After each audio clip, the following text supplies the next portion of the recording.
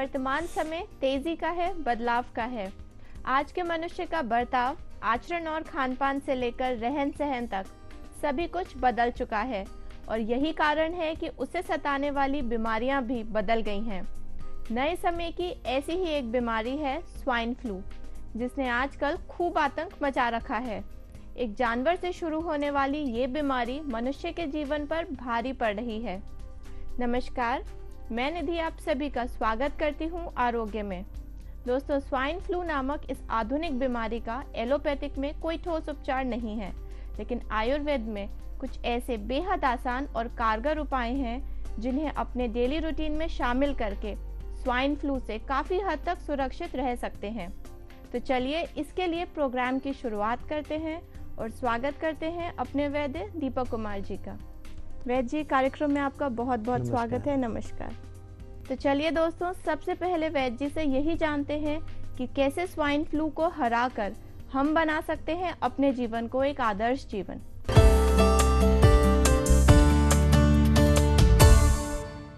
तो वैद्य जी, सबसे पहले मैं आपसे यही जानना चाहूंगी कि स्वाइन फ्लू आखिर क्या होता है और ये क्यों होता है। कुछ बीमारियां हैं जो नए नए रूप में हमारे सामने आ रही हैं। उनमें से एक है स्वाइन फ्लू। स्वाइन यानी कि सुअर, इसका दूसरा अर्थ है रोगी व्यक्ति, दुखी व्यक्ति, और फ्लू इन्फ्लुएंजा से लिया गया है। आपने देखा होगा इन्फ्लुएंजा सन 1912-13 में, 1917-18 में और 1957-58 में इसने पूरे संसार के अंदर बहुत बुरी तरह से आतंक मचाया, जिसके कारण लाखों लोगों की मृत्यु हुई। बीमारी पुरानी पड़ी लेकिन नए रूप में ये हमारे सामने आई। अब हम ये देखते हैं कि स्वाइन फ्लू जो आई है मैक्सिको से अमेरिका की तरफ और अमेरिका से भारत की ओर ये आई। हम देखेंगे कि गोरी चमड़ी के लोग, गोरी नस्ल के लोग, यूरोपियन लोग, अमेरिकन लोग देखने में तो हष्टपुष्ट होते हैं, बहुत हष्टपुष्ट होंगे, लेकिन उनकी इम्यूनिटी पावर सबसे कम पाई जाती है बनस्पत हम जैसे लोगों के यहाँ से। और आप ये देखेंगे जितनी भी नई नई बीमारियाँ उभर रही हैं, अधिकतर वो वहीं की जन्मदाता हैं, वहीं से हमारे यहाँ आई हैं। और स्वाइन फ्लू में सबसे पहले हमको बुखार होने लगेगा, खांसी होने लगेगी, छींक होने लगेगी और शरीर में बहुत दर्द होने लगेगा। भूख प्यास कम हो जाएगी, जीभ में ऐंठन शुरू हो जाएगी और जीभ का स्वाद भी खराब होता जाएगा। इसका एक मुख्य वायरस AN1 जो सबसे मुख्य माना गया, उसके कारण ये बीमारी बहुत तेज़ी से फैलती है। और यह बीमारी जब टेम्परेचर कम होता है, तापक्रम कम होता है, सर्दियों में ये तेज़ी से फैलती है, या ठंडी जगह पर बहुत तेज़ी से फैलती है। आप ये देखेंगे कि इस बीमारी को फैलने के साथ साथ जहाँ भीड़ भाड़ ज़्यादा होती है, जहाँ पर लोग, जैसे आप देखेंगे कि ट्रेन में या बसों में बहुत ज़्यादा भीड़ रहती है, कोई एक व्यक्ति ग्रसित है तो दूसरे को जब वो सांस छोड़े या छींक आए, खांसी आए, तो दूसरे लोगों को इफेक्ट होने की बहुत ज़्यादा संभावना बनी रहती है। और इस तरह के रोगी अगर इनके हम कपड़े, रुमाल, तौलिया इस्तेमाल करें तब भी इसका प्रसार बहुत तेज़ी से होता है। जी, तो स्वाइन फ्लू के आखिर प्रमुख लक्षण क्या होते हैं और रोगी को कैसे पता चले कि उसे ये स्वाइन फ्लू हो रहा है। लक्षण में मैंने अभी बताया कि शरीर का टूटना, छींक आना, शरीर बहुत दर्द करना, बुखार 102-103 डिग्री होना, और इसका एक टेस्टिंग भी होती है, प्रयोगशाला में इसकी टेस्टिंग करवा सकते हैं, उससे हमें पता लग जाता है कि स्वाइन फ्लू है। और दूसरा, आप ये देखेंगे कि स्वाइन फ्लू जिन लोगों की इम्यूनिटी पावर कम होती है उनमें तेज़ी से ये बढ़ता है।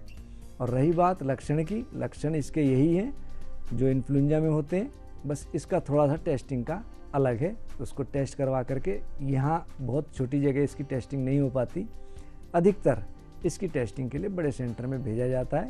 AN1 यदि पॉजिटिव पाया गया वायरस का, इन्फेक्शन का, तो ये स्वाइन फ्लू माना जाता है।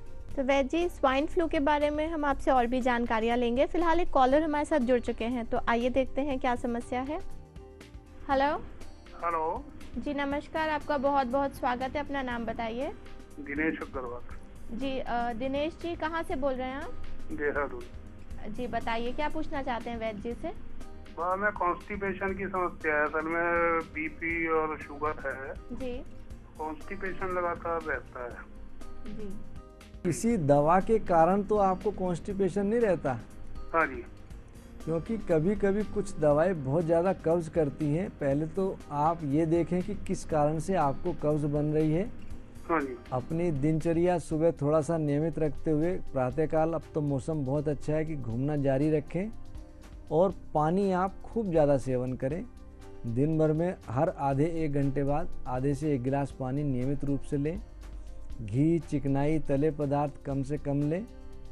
और जैसे आपको ब्लड प्रेशर है और शुगर है तो उनको आप विशेष ध्यान रखते हुए, शुगर है तो अपनी शुगर कंट्रोल रखें और बीपी है तो बीपी ज़रूर कंट्रोल रखें।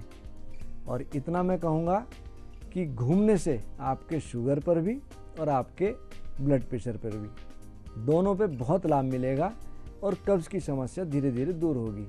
हरी सब्जियों का सूप या हरी सब्जियों का सेवन आप बढ़ा दें। और साथ में हमने पहले भी कई बार कहा, अब जैसे आपको ब्लड प्रेशर है, जिस दिन आपकी छुट्टी होती हो आप 3 चम्मच त्रिफला प्रातःकाल पका लें।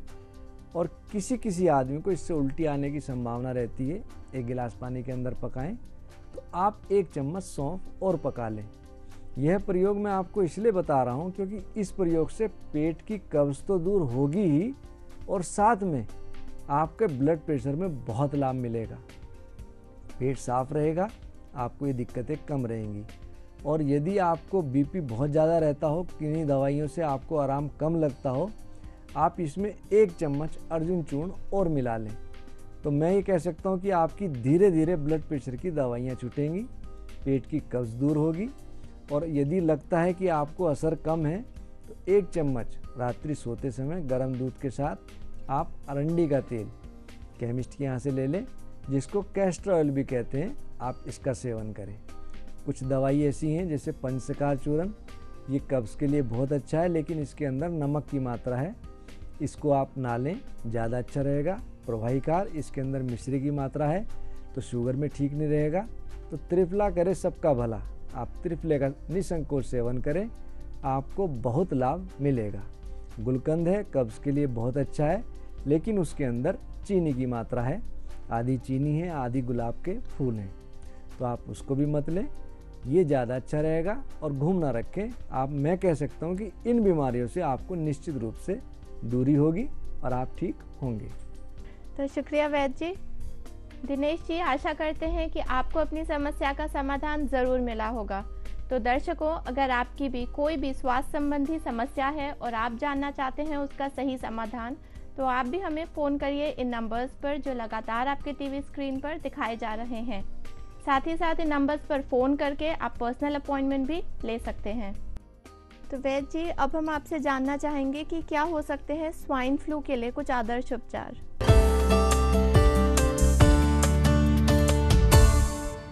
निधि जी, सबसे पहले हमको अपनी इम्यून सिस्टम बढ़ाने का प्रयोग करना चाहिए। ब्राह्मी चाय यदि हम नियमित रूप से सेवन करें तो उसके अंदर मुलैठी भी है, सौंफ भी है, तुलसी भी है, सौंठ भी है और अर्जुन भी है। बहुत सी चीज़ें हैं जिनको लगातार सेवन करने से हमको लाभ बहुत मिलेगा, इम्यून सिस्टम हमारा ठीक रहेगा, गैस एसिडिटी दूर रहेंगी।